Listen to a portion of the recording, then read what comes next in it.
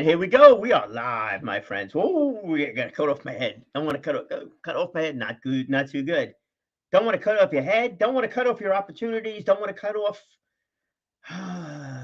those opportunities to grow through obstacles. Well, yes, no, absolutely, absolutely. That is like such a great thing to do. Growing through these obstacles that we face as we continue on. And you don't want to know something? Big event coming up May 26th. Yes, May 26th. The HIA, the Hop Hog Industrial Association, has announced the next trade show that they will do back in May, and not going to do it, it's good. Normal time is in May. That's fine. Going to be back at the school again. This is going to be back at the Suffolk Community College venue that's over in Brentwood. Really excited about that, which means it's a full floor. They're going to have a couple of hundred booths that will be there. Slightly different structure to it, positive stuff. We're not talking any shortcomings here, but there should be 300 plus exhibitors, and we'll see how many people we have in that total again on the attendee side of things. And who knows? A lot of pent up demand, and the last one they did last year was good. It definitely was well attended. It was at a smaller venues, and we're back. They are back at the bigger venue. That's what happens when you volunteer, man. All of a sudden, it's a we. It's they. Got a vested interest in it, of course, as with everything that takes place. But now this is coming up. So it's May 26th, Brentwood campus, Suffolk Community College. Same as always, free to attend. You need to register in advance. We'll get all that information over to you. If you don't register and you show up at the last minute, it's $10, that kind of thing. Let's get bring up the comments. This way we can see what's going on. So we can, so it's $10 to show up at the last minute, blah, blah. Considering it's January, you got plenty of time to register, do that whole thing and then get it out of the way. This way you're done, and it's a known factor.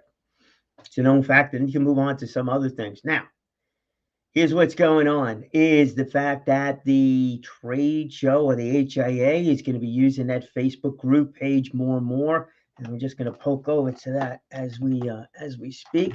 I'm a little tied up right there. That's not too good. Let's do a little share screen. Maybe it does make sense to get a wireless mouse. Share screen, good.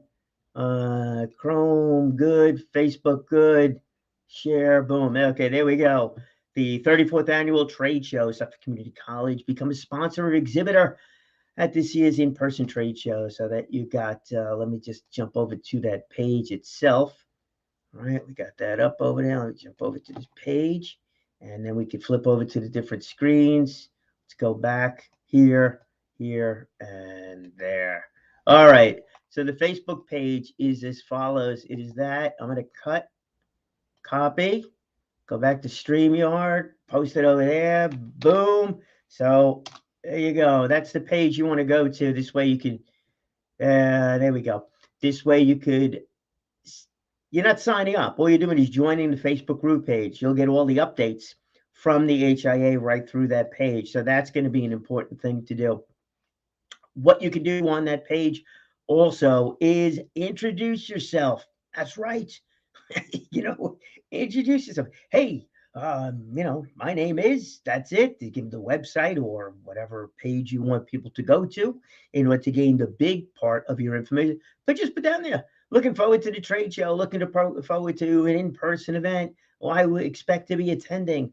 I expect to have a booth. I expect to sponsor. I just look forward to seeing everybody again, whatever it might be. So go over there and get to share your personal information.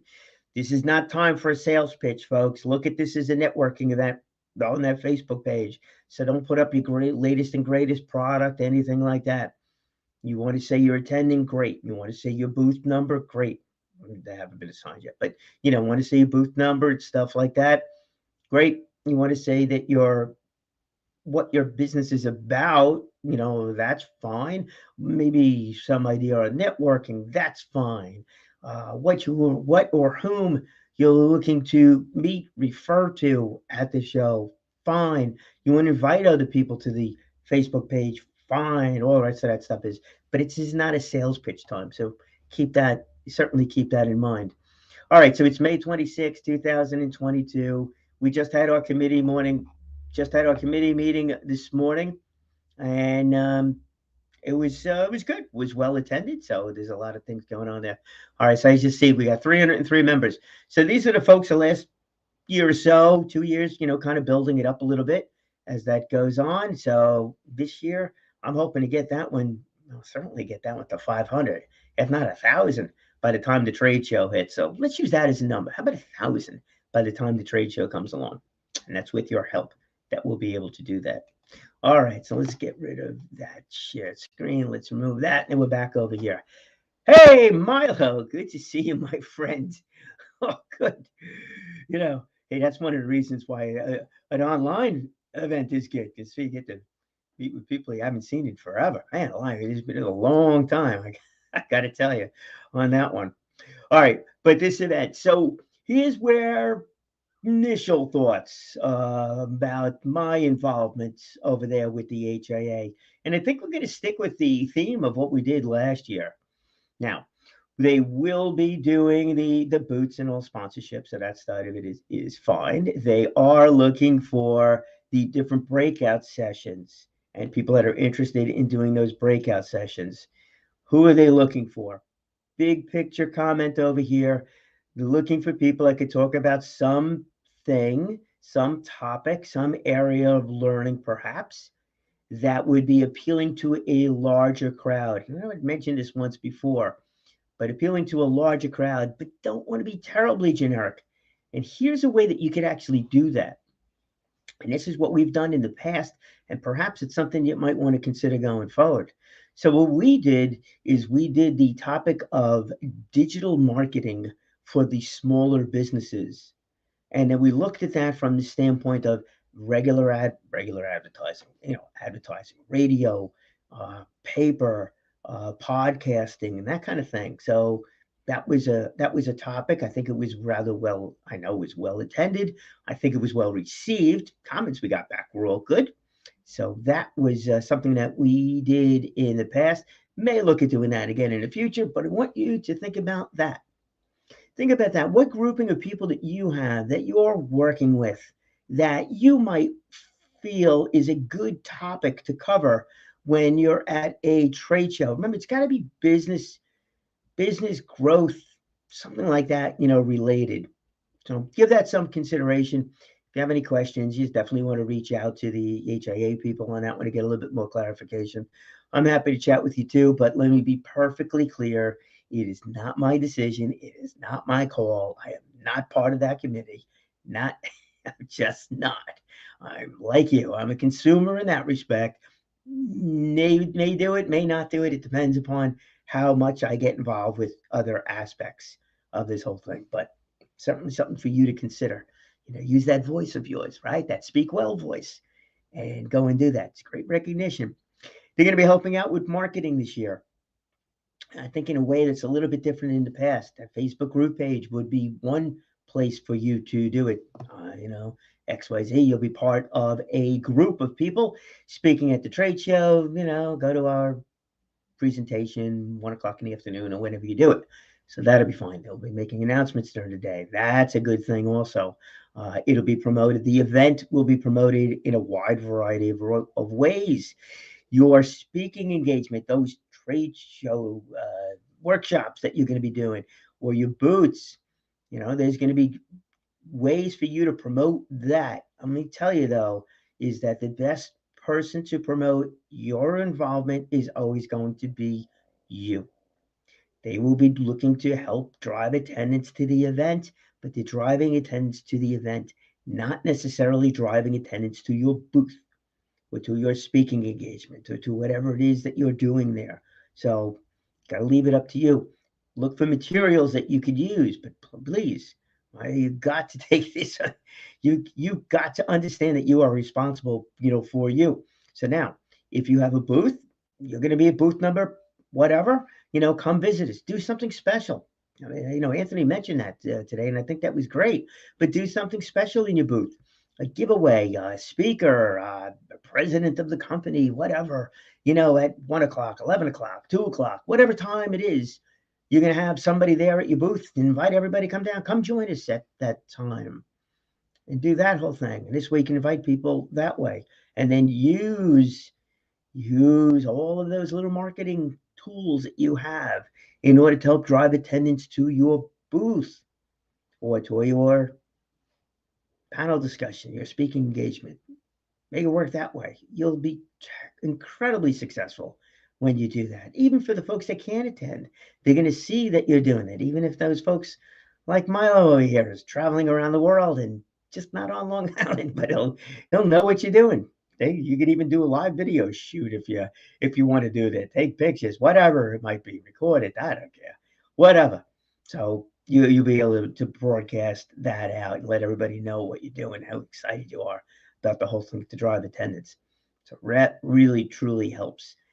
And then again, as Anthony mentioned this morning, and this makes so much sense, if there's 300 attendees and 300 attendees bring 10 people, not the 10 people that are working in the booth, but bring 10 people, that's 3,000 attendees with no real effort other than what you should be doing.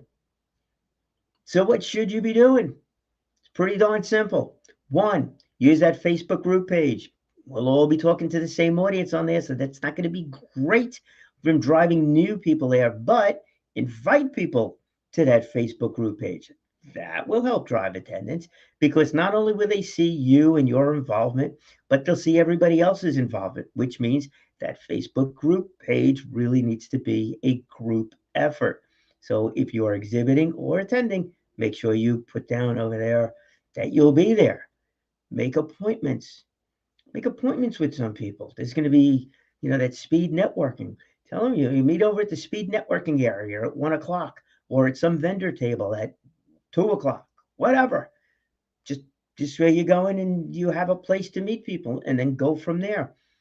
It's going to help drive attendance for you at that. And that doesn't make a difference if you're a vendor or if you're just an attendee. Obviously, if you're a vendor, you want to tell them to meet you at your booth. But if you're an attendee, look at it the same way.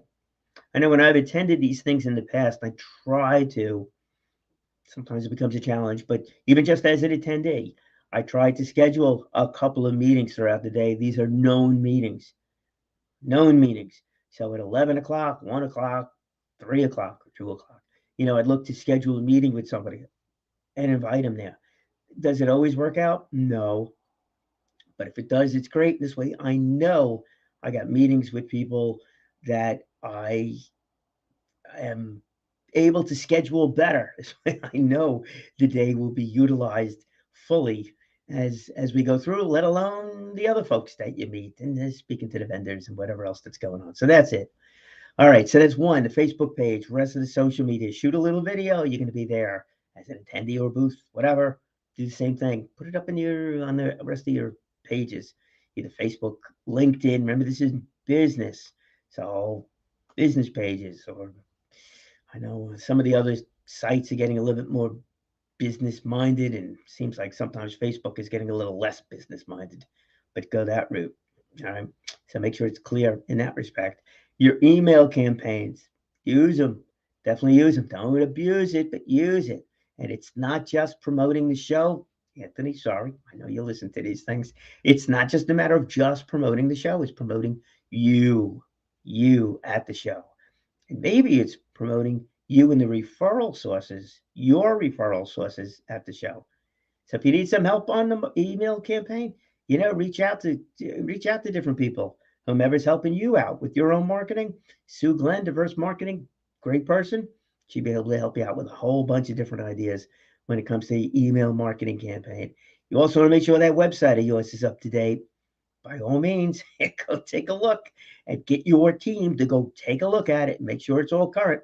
Because if you do the digital marketing of you want to make sure that you are well represented and represented properly on your own sites. That's going to be an important one.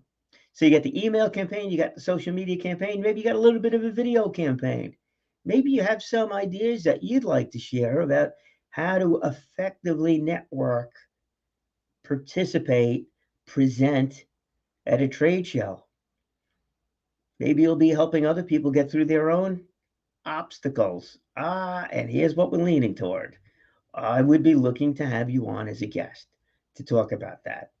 Advancing through obstacles. What are some of the obstacles that people face when they're attending a trade show? Do you have answers? Well, if you do have some answers or thoughts, just want to discuss it, let me know. We could do I'd love to have you on. I know I'm going to be talking about that more and more. And also, if we're sitting there promoting the HIA trade show while we're doing this, guess what page this is going to wind up going on? Yeah, not just my pages, not just the YouTube page, not just your page, but you know what? I venture to say perhaps it'll get on that Facebook page. So you get a chance for people to meet you and for you to share your expertise as to how to market for a trade show, whether it be in person, so at the trade show, whether it be before the trade show, or even if it's the follow up after the trade show, which has always been the biggest problem with so many people, that biggest shortcoming that's out there with so many folks. It's like not following up. Why don't we follow up as much as we could and as much as we should? Darn good question. Don't know the answer to that. Sometimes I fall into that same category. Oh, been meaning to call you. Well, love to have you on as a guest. This way we could hit those notes and give you a chance to show your expertise prior to. So that'll be another way for you to get your message out, to share your expertise with everybody. And yes, look in the mirror. Doesn't hurt my efforts either. So happy to do that. I get it fully. It's there. But I don't want to be the only one posting on that Facebook page. I want you to be posting on that Facebook page, also sharing thoughts, attending, why you're attending, stuff like that. By all means, make that happen. All right, so here's my thoughts this year, and I think the focus of myself when it comes to the HIA trade show, which is going to be consistent, very consistent with what we did last year. So at last year's event, which took place in October, we were at the Huntington Hilton, and we had a few cars that were set up outside. No, not the parking lot. We had a few race cars that were there. We also had a number of schools attending, had a number of officials from a wide variety of schools and different trade organizations attending and stopping by our area that was outside. It was really exciting. And we got some great photos and had some great conversations. So who was there? There was a couple of schools that attended, and it was some of the officials from the schools, and there was also a number of students. And the impact of a trade show for the students, I think, was really phenomenal. And not only do I think that it was, the feedback we got back from, I know you're going to think I'm going to say the students, but actually the feedback we got back from the attendees, from the booths, from the sponsors was actually phenomenal. They loved the idea of speaking with these students about career potential. And that was great. So the students that attended these things were wide variety, actually. Some of them were in some programs like the DECA program, which is for students that are working on projects as a group in order to move forward. Others were in a vocational class where they were building a race car. Actually, they were building a rat rod, is what it's called. So they were building a car literally from the ground up. They was designing it with blueprints. They were doing welding. They were eventually going to get on the upholstery, the painting, how it was going to look, the engine, of course, and make the car work. What they did bring with them also, besides that car, was a boat that actually was built by the high school. It was the Oceanside High School that built this stuff. Phenomenal. Now, if you think about it, what did these students learn when they were in these programs? They learned how to build a boat. Yeah, okay. They're learning how to build a car. Yeah. But take it a step further. They were doing a whole lot of things that were very resume-oriented items. They were learning woodworking. They were learning how to weld metal. They were learning how to read blueprints. They were learning a lot more than just building a car from a general standpoint. Also learning how to work as a team, how to manage project management was a part of that whole thing too. Now, if you take all those little items and you kind of list them out and you take a look at some of the job descriptions that are out there in the manufacturing industry, warehousing, in many of the businesses that right now are really looking for employees, it fits a whole lot of descriptions.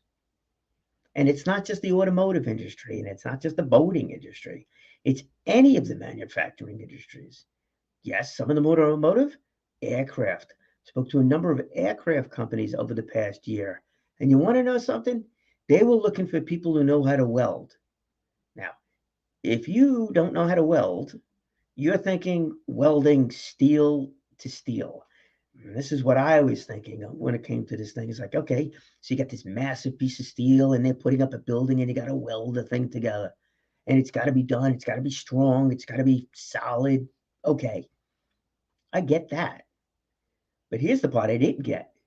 Let's go to aircraft manufacturers or even the automotive or hell, we had steel pipes. Karen just joined in over here. Wow. We had looked at steel handrails that were welded. Now, the welding on those steel handrails couldn't just be any old welding, right? Sure, it had to be strong, but also had to look neat. If it wasn't grounded down, the rest of that stuff, it just had to look neat.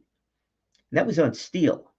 But what happens here when you have to start welding thinner steel, aluminum, things like that on aircrafts? That, my friends, is artwork. That is really, truly a talent that not many people have. So just being a welder is one thing. Being a darn good welder and being able to do welding like that, that takes a real special skill. Those are the kinds of jobs that are out there. And where do you gain that skill? Where do you gain that knowledge? Where do you gain that enthusiasm? It's by joining in and participating at a lot of these vocational programs inside of the high schools. And that's why I think it's just so unbelievably important for us in our own way to help out these schools with those vocational programs. So, on the same note as what we did last year, looking to do it again. There'll be some differences along the way, but looking to do it again. So, last year, what we did, reached out to the racing community, had the Oceanside High School bring a car they're building and also bring a boat they built. Reached out to Line Ads, that's the Long Island Needs a Drag strip, folks, which have seen some unbelievable success. And they were brought down one of the race cars, and it was a true race car, not a street car modified to a race car. It was a full blown race car. We had it out there in the parking lot. It was unbelievable. So I got to tell you, Dennis, George, and the rest of the team for that one, great. Then there was a few others that were part of the Long Island Needs a Drag strip that brought their cars down, street legal cars, that were modified and they were upgraded quite a bit. And they raced these cars out at drag strips, such as the one that they got the approval for last year. This was a big push, and they finally got it done after 17 years. And this year, it's even going to be more so. So Long Island needs a drag strip. And actually, Long Island now has a temporary drag strip, but still. So that racing will take place this year, starting in April, and it'll be 3 different sessions, one in the spring, one in the summer, and one in the fall. That's a whole nother topic. Certainly a project to get involved with. But those folks understand the whole importance of these vocational programs inside of the high schools. Why? Because many of them are doing different trades that they've parlayed into businesses, or they're employees of businesses, or that is what they do. It's that hands-on stuff, or it is just incredible technical skills that are needed at these various businesses that are out there. And the need is there. So they understand the importance of it, and the manufacturers understand the importance of it. We just want to make sure, and we're going to help the schools make sure that the students see not only the importance, but the possibilities of going into these vocational programs and learning about the different trades and seeing some careers that are just unbelievable within that. I think one of the ones that what was a big surprise to me that I learned about was Tesla. Tesla Automotive. They do paid internships for some of the students that are inside the Suffolk Community Automotive Program.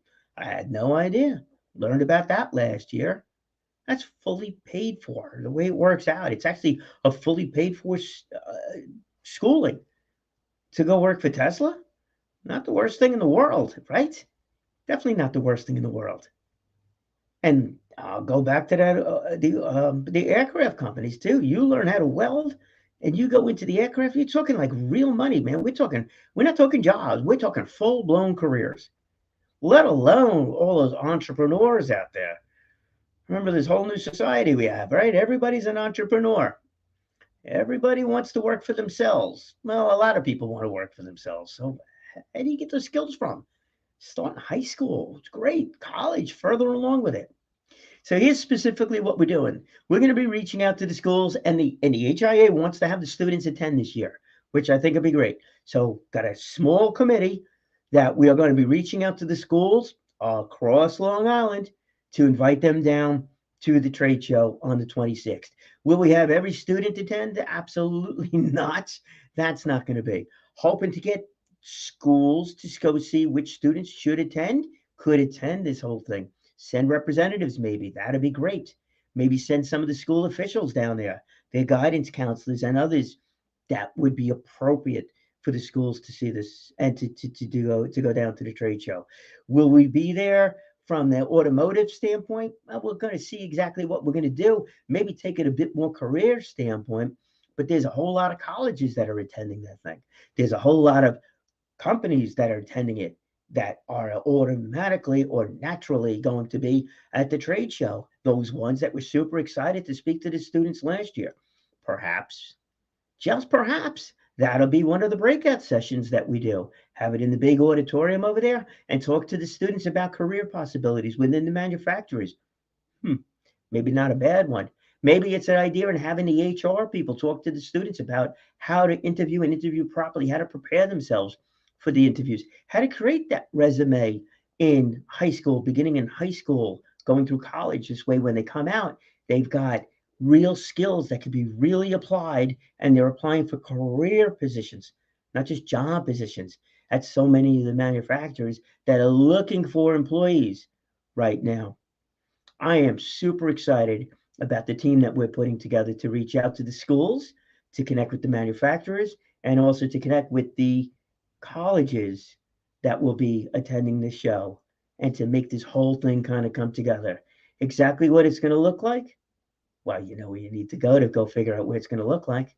And no, I don't mean the trade show. I mean that Facebook group page. So you definitely want to follow along on that Facebook group page. That's what we're going to be focusing on. How it goes, we shall see. Whether it's a large student population attending and they're roaming the floor and we don't do anything formal, or maybe we do something formal in that auditorium that's going to be there. It could be. Definitely could be. Maybe the schools will present. Maybe the HR people will present. Maybe the manufacturers, the CEO of these manufacturers will present and talk about the opportunities that are there, that are in front of them, the careers that are really in front of them. Maybe, just maybe, we'll have some people talk about what the future holds. What will the Long Island economy look like in 3 or 5 years? What will automotive look like in 3 or 5 years? What will aircraft look like in 3 to 5 years? Maybe it's aircraft automotive want to be the same thing. We'll be talking about flying cars. I don't know. I really don't know. But it's going to be fun to be along for that journey as we find out. David, thank you, my friend. Definitely appreciate it. We're at 30 minutes, 26 seconds. I can now see the timer. We got the camera here. Looking pretty good. I'm pretty darn stoked about the whole thing. I hope you are too. Remember, go to that Facebook group page. That's for the HIA Trade Show. And we're going to see if we can get that from 300 to 500 in the, well, let's say by the end of February, right now, the end of January, by the end of February, get it upwards of 1,000 by the time the trade show comes along. And I hope to see you at the trade show and also on that Facebook page, along with everything else that we're doing. Have yourself an absolutely wonderful day. Enjoy that journey, and be careful with the snow this weekend. It might be a little ugly, but it's nice talking in real time, isn't it? Not just this evergreen, but real stuff.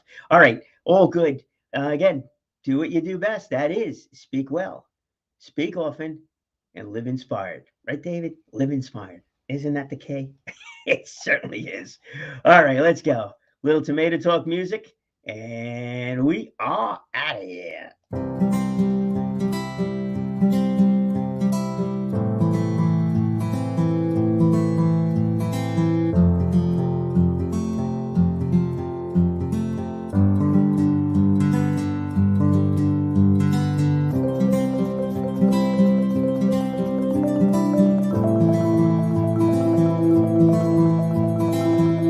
Hey, Mike, welcome aboard. We are out of here yet again. All right, here's the link though for the Facebook page, that group page. All right, wonderful day, guys and ladies.